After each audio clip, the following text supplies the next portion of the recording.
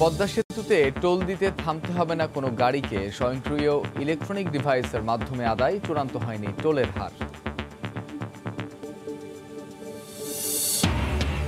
তিস্তা চুক্তি অধরা থাকলেও অর্থনৈতিক উন্নয়নে ভূমিকা রাখবে হাসিনা মোদি বৈঠক, মত বিশ্লেষকদের। অমীমাংসিত ইস্যু সমাধানে সুদূরপ্রসারী পরিকল্পনার তাগিদ। তারা সহ দিতে পারছি না, আত্মীয় স্বজন টাকা পয়সা দেন, কনফার্ম না আমরা আসলে মালয়েশিয়া কি আমরা যেতে পারবো কিনা। করোনায় থমকে গেছে শ্রমবাজার, রেমিটেন্সে ধসের শঙ্কা, বাড়তে পারে মানব পাচারও। এখনও নতুন বাজারের সম্ভাবনা দেখছে মন্ত্রণালয়। এখানকার কয়েকটা পরিবার, বাংলাদেশি পরিবার, তারা খেলাধুলা করছে, বাচ্চারা খেলাধুলা করছে। কয়েক ফুট পুরু বরফের চাদরে ঢাকা নিউ ইয়র্ক, রাস্তায় শিশুদের উচ্ছ্বাস, যান চলাচল থমকে যাওয়ায় ব্যাহত করোনা টিকাদান।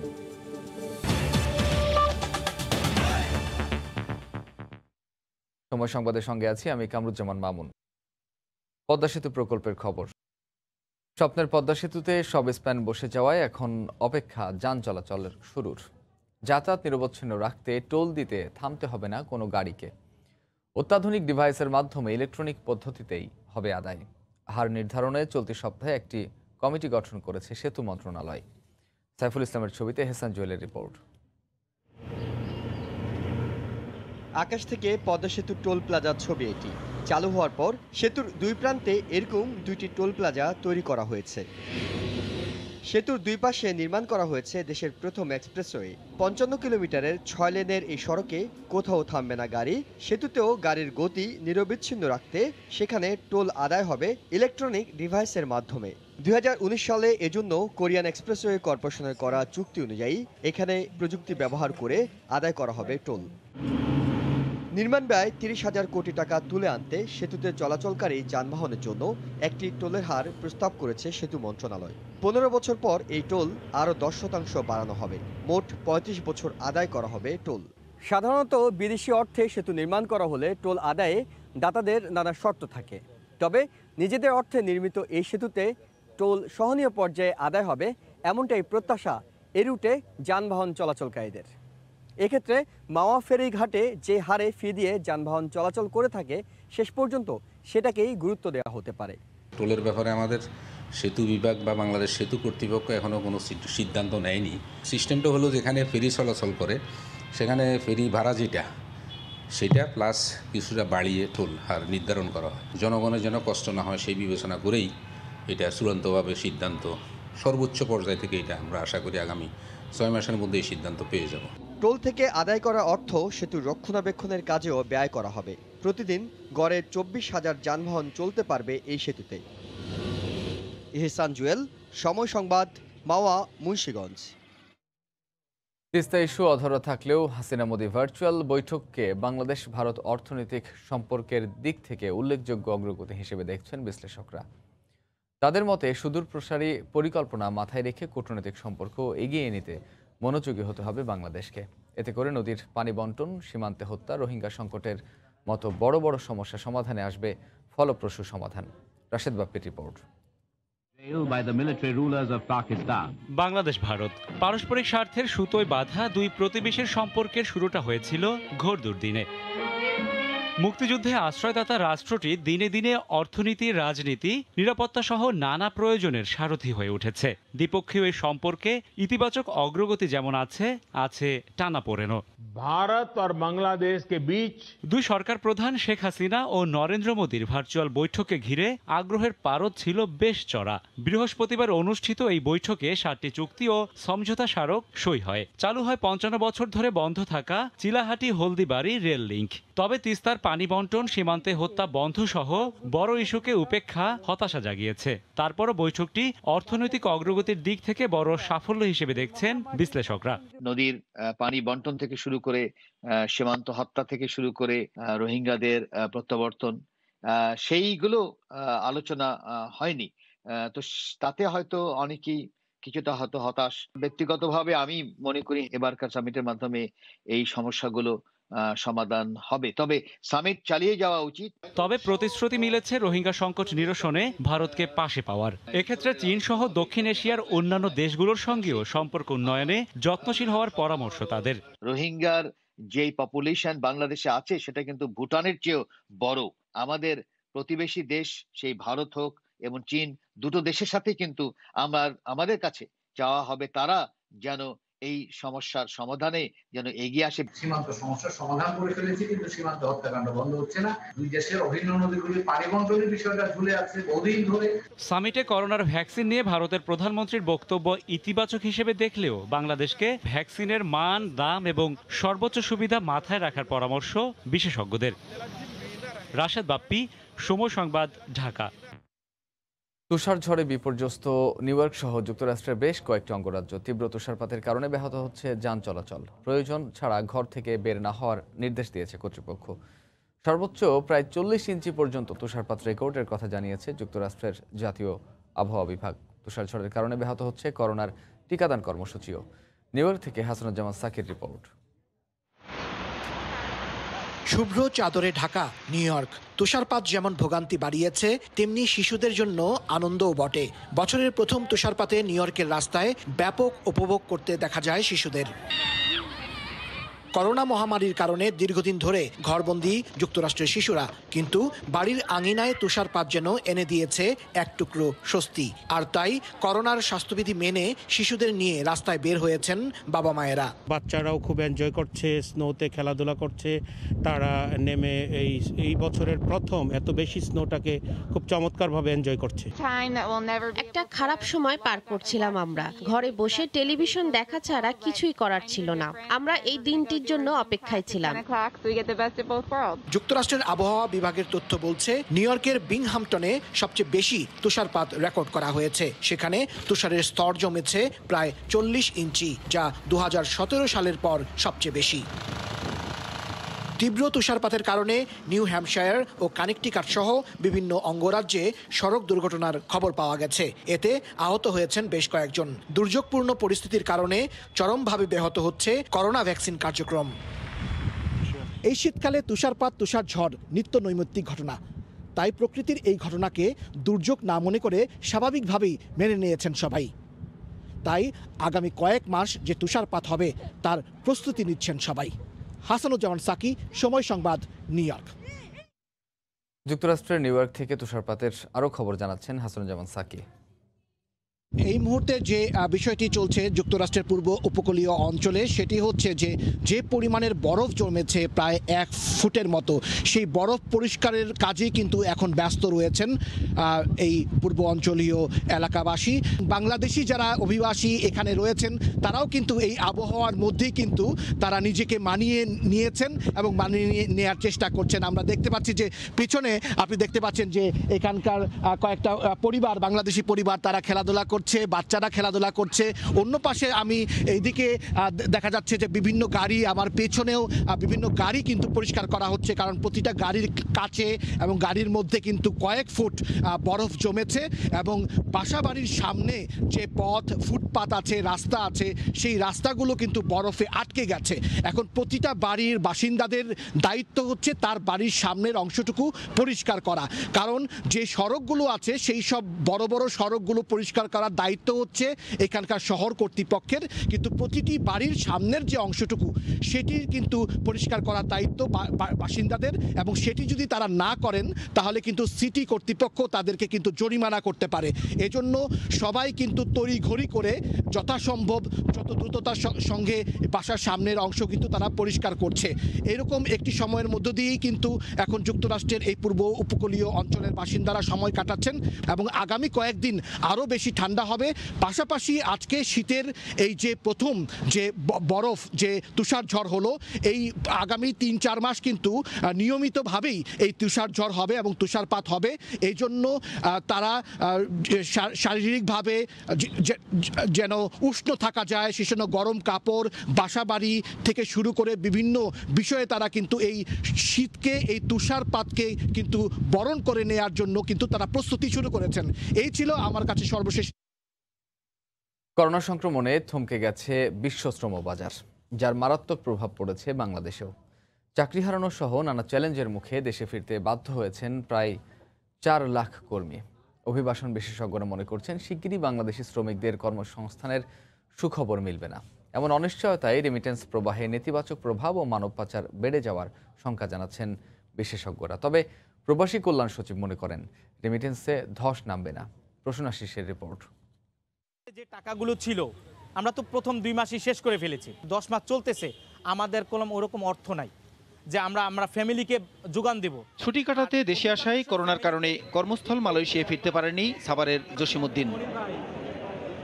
জনশক্তি কর্মসংস্থান ও প্রশিক্ষণ ব্যুরো বলছে, চলতি বছরের এপ্রিল থেকে এ পর্যন্ত ছুটি কাটাতে দেশে এসে কর্মস্থলে ফিরতে পারেননি প্রায় 1.5 লাখ প্রবাসী। অপরদিকে মহামারীর কারণে চাকরি হারিয়ে প্রায় 3.5 লাখ কর্মী দেশে ফিরেছেন। এছাড়া আরও 1 লাখের বেশি কর্মী ভিসা প্রক্রিয়া শেষে বিদেশে যাওয়ার অপেক্ষায়, যাদের দিন কাটছে নানা অনিশ্চয়তায়। আমি আসছিলাম করোনার আগেই কষ্টটা একটু টের পাইনি, মানে কয়েক মাস, 3 মাসে আমার বাসা ভাড়া দিতে পারতেছি না। হাওলাত করে ঋণ করে খাইতেছি, কোনো অনুদান পাচ্ছি না, কারো সহযোগিতা পাচ্ছি না। আত্মীয় স্বজন টাকা পয়সা দেন, আমি কর্ম নেই, আমাকে কে হাওলাত দিবে? কনফার্ম না আমরা আসলে মালয়েশিয়া কি আমরা যেতে পারবো কিনা। যদি যেতে না পারি তাহলে আমরা দেশে একটা কর্মসংস্থার ব্যবস্থা করে দিতে হবে আমাদেরকে। করোনায় থমকে যাওয়া সৌদি আরব, মালয়েশিয়া, জর্ডান, ওমান সহ বাংলাদেশের নির্ভরশীল শ্রমবাজারগুলোতে কোনো সুখবর নেই। এই অবস্থা চলতে থাকলে দেশে রেমিটেন্স প্রবাহে ক্রমেই নেতিবাচক প্রভাব পড়বে বলে মনে করছেন বিশেষজ্ঞরা। আমরা কেউই জানি না কতদিন পর্যন্ত আসলে এই ধরনের রিক্রুটমেন্টটা বন্ধ থাকবে। রেমিটেন্সের উপরে একটা নেতিবাচক প্রভাব পড়বে, এখন পর্যন্ত হয়তো আমরা সেটা আজ করতে পারছি না। যে কোনো বড় ক্রাইসিসের সময় তার আগের বছর থেকে ক্রাইসিসের বছরে রেমিটেন্সের ফ্লোটা বেশি থাকে, কিন্তু ক্রাইসিসটা যখন শেষ হয়ে যাবে তখন রেমিটেন্স ফ্লোটা কিন্তু আগের মতো আসবে না। অন্যদিকে বেকারত্বের চাপে প্রবাসে চাকরির লোভে মানব পাচারকারীদের পাল্লায় পড়ার আশঙ্কা তাদের। যারা ইতিমধ্যে এসেছে করোনা চলাকালীন সময়ে, তাদের প্রায় 90% আবারও বিদেশে যেতে চায়। যদি তাদের এখানে যথাযথভাবে প্রস্তুত করা না হয় তাহলে লেবার ট্রাফিকিং এর সমূহ সম্ভাবনা থাকবে। তবে করোনা সংকটেও নতুন বাজারের সম্ভাবনা রয়েছে বলে মনে করেন প্রবাসী কল্যাণ সচিব। ক্রোয়েশিয়া, উজবেকিস্তানের মতো নতুন নতুন কিছু ক্ষেত্র করেছে, ওখানে লোক যাওয়ার সংখ্যা হয়তো লক্ষ লক্ষ বা হাজার হাজার হবে না। রেমিটেন্সের যেরকম রেকর্ড ছুঁয়েছে, কিন্তু এটা আবার পাতাল ছুবে এরকম আমি মনে করি না। দেশে ফেরা কর্মীদের দক্ষতা কাজে লাগানোর পাশাপাশি নতুন কর্মীদের প্রশিক্ষণ দেওয়ার কথাও বলেন তিনি। প্রসূনাশিস, সময় সংবাদ, ঢাকা। পরিবেশ আইন অমান্য করে ব্রাহ্মণবাড়িয়ার আখাউড়ায় পাহাড়ি উঁচু টিলাভূমি ধ্বংস করে আখাউড়া আগরতলা নির্মাণাধীন ডুয়েল গেজ রেলপথ প্রকল্পের মাটির যোগান দিচ্ছেন স্থানীয় অসাধু ঠিকাদাররা।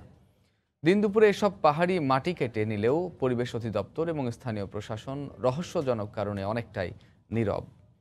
তবে সময় সংবাদের মাধ্যমে খবর পেয়ে দ্রুত ব্যবস্থা নেওয়ার আশ্বাস দেন স্থানীয় প্রশাসন। জলিলুর রহমানের ছবি ও উজ্জ্বল চক্রবর্তীর তথ্যে রিপোর্ট। দিনে দুপুরে আখাউড়া আগরতলা ডুয়েল গেজ রেলপথ নির্মাণ কাজের জন্য উপজেলার দক্ষিণ মিনারকুল গ্রামের উঁচু পাহাড়ি ভূমিগুলো পুকুরে পরিণত করা হচ্ছে। এসবের পেছনে কাজ করছে এক শ্রেণীর ভূমিক্ষেকো ঠিকাদার। দীর্ঘদিন ধরে পরিবেশ বান্ধব পাহাড়ের এমন করুণ ধ্বংসযজ্ঞ চলতে থাকলেও রহস্যজনক কারণে অনেকটাই নীরব পরিবেশ অধিদপ্তর সহ স্থানীয় প্রশাসন। আখাউড়া রাজীব ভাই জায়গাটা কিনে নিয়ে হয়তো মাটিটা ইন্ডিয়া বাংলা যে রেল লাইন হইতেছে, রেল লাইন যে মাটিটা কাজে লাগাইতেছে। উন্নয়নের নামে এই পাহাড়কে কেটে ফেলা, পাহাড়কে ধ্বংস করা, প্রকৃতিকে ধ্বংস করা, এটা অবশ্যই আমি মনে করি যে এটা একটা আইন বিরোধী কাজ। সংশ্লিষ্ট কর্তৃপক্ষ প্রয়োজনীয় ব্যবস্থা গ্রহণ করে এটি আইনের আওতায় আনবে আমরা বিশ্বাস করি। তবে পাহাড় কাটা খারাপ উল্লেখ করে স্থানীয় জনপ্রতিনিধি বলেন, এ ব্যাপারে তিনি কিছুই জানেন না। পাহাড় কাটলে বাংলাদেশের ভারসাম্য নষ্ট হয়ে যাবে এবং পাহাড়ের যে সৌন্দর্য, প্রাকৃতিক দৃশ্য নষ্ট হয়ে যাবে। পাহাড় কাটা আমি সঠিক জানি না, আমাকে বলো না, আমি খেয়াল করি। কিন্তু অভিযুক্ত ঠিকাদারের দাবি পাহাড় নয়, নিজের ভিটি জমি কাটছেন তিনি। জমি আমার, এখানে কোনো পাহাড়ি জমি কাটা হইতেছে না। এখানে ইন্ডিয়ান রেলের সরকারি কাজ, এগুলিতে কোনো ফসল হয় না, এই জন্য এগুলা জলাশয় করা। পাহাড় কাটা সম্পূর্ণ নিষিদ্ধ উল্লেখ করে স্থানীয় প্রশাসন সহ পরিবেশ অধিদপ্তরের কর্মকর্তারা জানান, জড়িতদের বিরুদ্ধে দ্রুত আইনগত ব্যবস্থা নেওয়া হবে। এটা আমার নলেজে আসে নাই এখনো, আপনার কাছ থেকে শুনেছি, এটা আমরা অতি দ্রুত এই জায়গাটা ভিজিট করব। আইনে নিষিদ্ধ আছে পাহাড়ি ভূমি কাটার বিষয়, এই বিষয়ে আমরা যথাযথ পদক্ষেপ গ্রহণ করব। স্থানীয়ভাবে প্রাপ্ত তথ্য অনুযায়ী আখাউড়া সীমান্ত অঞ্চলে অন্তত 1/2 শতাধিক পাহাড় ও ফসলি সমতল ভূমি উজাড় করে গভীর খাদে পরিণত করা হয়েছে। সময় সংবাদ, ব্রাহ্মণবাড়িয়া। দেখছেন সময় সংবাদ। টঙ্গীর তুরাগ তীরে চলছে জোর ইজতেমা। সাধারণত 5 দিন ব্যাপী এই ইজতেমার আয়োজন করা হলেও করোনার কারণে এবার সীমিত করা হয়েছে। বিশ্ব ইজতেমার প্রস্তুতি হিসেবে প্রতি বছর টঙ্গীর তুরাগ তীরে মুসল্লিরা সমবেত হন। ফজরের নামাজের পর থেকে বয়ান ও পর্যায়ক্রমে অন্যান্য আনুষ্ঠানিকতা পালন করা হয়। এদিকে ইজতেমায় অংশ নিতে দুদিন আগে থেকেই মুসল্লিরা আসতে থাকেন ময়দানে। আজ ঢাকা, গাজীপুর, টাঙ্গাইল ও মানিকগঞ্জের 4000 তাবলিগের মুসল্লি অংশগ্রহণ করছেন। শনিবার মোনাজাতের মধ্য দিয়ে শেষ হবে এই বছরের জোড় ইজতেমা। সাপ্তাহিক ছুটির দিনে কক্সবাজার সমুদ্র সৈকতে ভিড় করছেন পর্যটকরা। এই মুহূর্তে সৈকতে সুগন্ধা পয়েন্টে আছেন রিপোর্টার সুজাউদ্দিন রুবেল। সরাসরি চলে যাচ্ছি তার কাছে। রুবেল, সাপ্তাহিক ছুটির দিনে বিশ্বের দীর্ঘতম সমুদ্র সৈকতে পর্যটকের যেন ঢল নেমেছে। শুধু সমুদ্র সৈকতের যে দীর্ঘ 3 কিলোমিটার রয়েছে, 3 কিলোমিটার সাগর তীর জুড়ে কিন্তু মানুষের ভিড় আর ভিড়। যেদিকে তাকাই শুধু মানুষ আর মানুষ। আপনারা দেখতে পাচ্ছেন এখন সমুদ্র সৈকতের যে সাগর তীর, সেই সাগর তীরে কিন্তু যে মানুষের চাপ, আজকে সাপ্তাহিক ছুটির দিন হওয়াতে কিন্তু আমরা সকাল থেকে দেখতে পেয়েছি মানুষজন হেঁটে বালিয়াড়ি পাড়ে দিয়ে সমুদ্র সৈকতের পানিতে নেমে পড়েছেন এবং সেই পানিতে তারা আনন্দ আর হই হুল্লোড়ে মেতে আছেন। যেখানে দেখা যাচ্ছে যে জেট স্কি রয়েছে, সে জেট স্কিতে অনেকে চড়ে সমুদ্রের যে নীল জলরাশি সেটি উপভোগ করছে, আবার অনেকে টিউব নিয়ে সে সাগরে বেশে বেশে তাদের যে আনন্দঘন মুহূর্তগুলো কাটাচ্ছে, আবার অনেকে ক্যামেরার ফ্রেমে বন্দি করে যে প্রিয় মুহূর্তগুলো তারা স্মৃতিতে বেঁধে রাখছেন। এবং আমরা বেশ কিছু পর্যটকের সাথে কথা বলেছি, তারা যে বিষয়টি বলছে, তারা শহুরে জীবন থেকে একটু প্রশান্তির জন্য কক্সবাজারে ছুটে এসেছেন এবং তারা এখানে 2 থেকে 3 দিন পর্যন্ত অবস্থান করবে। শুধু কক্সবাজার সমুদ্র সৈকত নয়, তারা ইনানি, হিমছড়ি, দরিয়ানগর এবং এছাড়াও জাহাজে করে সেন্ট মার্টিনে উপভোগ করবেন বলে আমাকে জানিয়েছেন। তো এখানে তারা বলছেন যে শুধু সমুদ্র সৈকতের যে মানুষের যে কোলাহল, এটি কিন্তু যে স্বাস্থ্যবিধি মানা হচ্ছে না, তারপরে তারা যতটুকু পারছেন মাস্ক ব্যবহার করে তারা চলাফেরা করছেন। আবার আমরা দেখতে পাচ্ছি যে স্বাস্থ্যবিধি মানার কথা কিংবা মাস্ক পরার কথা অনেকে সেটি মানছেন না। তবে ট্যুরিস্ট পুলিশের পক্ষ থেকে সার্বক্ষণিক নজরদারি রয়েছে বলে আমাদেরকে জানিয়েছেন। এখানে ট্যুরিস্ট পুলিশ এবং জেলা প্রশাসনের একটি টিম রয়েছে, যারা সার্বক্ষণিক টহলের মাধ্যমে পর্যটকদেরকে সচেতন করছেন। আজকে যেহেতু শুক্রবার, এই চাপটি আরও আগামী 2-1 দিন থাকতে পারেন বলে আমাদেরকে জানিয়েছেন পর্যটন ব্যবসায়ীরা। তো মামুন, এই ছিল আমার কাছে কক্সবাজারের সুগন্ধা পয়েন্ট থেকে বিনোদনের যে পর্যটক আগমন সেটির সর্বশেষ। ছুটির দিন হওয়ায় কক্সবাজার সমুদ্র সৈকতে ভিড় করছেন পর্যটকরা। সে খবর জানাতে আমাদের সঙ্গে যুক্ত হয়েছিলেন সহকর্মী সুজাউদ্দিন রুবেল। কক্সবাজারে রোহিঙ্গাদের পাশাপাশি স্থানীয় জনগোষ্ঠীকে চোখের সব ধরনের সেবা দিচ্ছে চক্ষু সেবার আন্তর্জাতিক সংস্থা অরবিস ইন্টারন্যাশনাল। টেকনাফ উখিয়া অঞ্চলে প্রথমবার এমন সুযোগ সৃষ্টি হওয়ায় খুশি সেবাগ্রহীতারা। মাত্র 3 বছরেই প্রায় 2 লাখ মানুষ সংস্থাটির সেবা নিয়েছে। নুরুল ইসলামের ক্যামেরায় মুজাহিদ শুভর রিপোর্ট। চোখে ছানি পড়াই দৃষ্টিশক্তি ফেরার আশা হারিয়ে ফেলেছিলেন উখিয়ার এই বয়স্ক দম্পতি। বালুখালী রোহিঙ্গা ক্যাম্পে একমাত্র ভিশন সেন্টারে প্রাথমিক চিকিৎসা শেষে কক্সবাজারের চক্ষু হাসপাতালে ছানি অপারেশন। এরপর পৃথিবীর আলো নতুন করে ধরা দিয়েছে তাদের চোখে। আনিয়ারে বাতুসর লগিয়ে হর্ষবাজার লগিয়ে বেশি ক্যাম্পাস গুজি ক্যাম্পাস ধরে আর নদী গীতান মানুষ সুন্দর করে দেখি দিই। ক্যাটারাক্ট সার্জারি হওয়ার পরে দুইজনে এখন একদম সুস্থ এবং আগের মতো পরিষ্কার দেখেন। শুধু বয়স্ক নয়, শিশু রোগীদের সেবায় কক্সবাজারের বায়তুস শরফ হাসপাতালে অত্যাধুনিক বিভাগ খুলেছে অরবিস ইন্টারন্যাশনাল। প্রয়োজনে এসব শিশুর চট্টগ্রামের পাহাড়তলী চক্ষু হাসপাতালে নিয়ে বিনামূল্যে অস্ত্রোপচারের ব্যবস্থাও করেছে তারা। হাসপাতাল থেকে মাঝে মধ্যে ইউনিয়ন পরিষদে গিয়ে এদের ডাক্তাররা ফ্রি ট্রিটমেন্ট করে। বালুখালী ক্যাম্প ও উখিয়া উপজেলা স্বাস্থ্য কমপ্লেক্সে চক্ষু চিকিৎসার অত্যাধুনিক যন্ত্রপাতি সরবরাহের পাশাপাশি চিকিৎসক ও স্বাস্থ্যকর্মীদের দেয়া হচ্ছে প্রশিক্ষণ। প্রযুক্তির সহায়তায় স্থানীয় রোগীরা কক্সবাজারের বায়তুস শরফ হাসপাতালের চক্ষু বিশেষজ্ঞের কাছে টেলিমেডিসিন সেবাও নিচ্ছেন। আগেও অনেক ডাক্তারের কাছে দেখাইছি, তেমন ভালো ফলাফল হয় নাই, অনেক টাকা পয়সাও গেছে। এখানে কম খরচের মধ্যে ভালো চিকিৎসাটা পাচ্ছি। সেবার এই সুযোগ সৃষ্টির জন্য কাতার ফান্ড ফর ডেভেলপমেন্টের প্রতি কৃতজ্ঞতা প্রকাশ করেছে রোগী ও স্বাস্থ্যকর্মীরা। ক্যাম্পের ভিতরে ভিশন সেন্টার স্থাপন করেছি আমরা। বায়তুস শরফ হসপিটালটাকে ক্যাপাসিটি বিল্ড করার চেষ্টা করেছি। ম্যান পাওয়ার আছে, তাদের দক্ষতা উন্নয়নের মাধ্যমে বিভিন্ন জায়গায় ট্রেনিং করিয়ে দিয়ে সেই কাজগুলো আমরা সহযোগিতা করেছি। 2020-এর নভেম্বর পর্যন্ত প্রায় 2.25 লাখ রোহিঙ্গা ও স্থানীয় সাধারণ মানুষকে চোখের সেবা দিয়েছে অরবিস ইন্টারন্যাশনাল। এর মধ্যে আবার 4,500 রোগীকে কক্সবাজারের বায়তুস শরফ হাসপাতালে চোখের ছানি অপারেশন করিয়েছে। সেবার এই সুযোগ অব্যাহত রাখার তাই জোর তাগিদ ভুক্তভোগীদের। মুজাহিদ শুভ, সময় সংবাদ, উখিয়া, কক্সবাজার। এ পর্যায়ে শীর্ষ সংবাদ জানিয়ে দিচ্ছি আরেকবার। পদ্মা সেতুতে টোল দিতে থামতে হবে না কোনো গাড়িকে। স্বয়ংক্রিয় ইলেকট্রনিক ডিভাইসের মাধ্যমে আদায়, চূড়ান্ত হয়নি টোলের হার। তিস্তা চুক্তি অধরা থাকলেও অর্থনৈতিক উন্নয়নে ভূমিকা রাখবে হাসিনা মোদি বৈঠক, মত বিশ্লেষকদের। অমীমাংসিত ইস্যু সমাধানে সুদূর প্রসারী পরিকল্পনার তাগিদ। এখানকার কয়েকটা পরিবার, বাংলাদেশি পরিবার, তারা খেলাধুলা করছে, বাচ্চারা খেলাধুলা করছে। এবং কয়েক ফুট পুরু বরফের চাদরে ঢাকা নিউ ইয়র্ক, রাস্তায় শিশুদের উচ্ছ্বাস। যান চলাচল থমকে যাওয়ায় ব্যাহত করোনা টিকাদান। এই ছিল এখনকার মতো, সঙ্গে থাকুন সময়।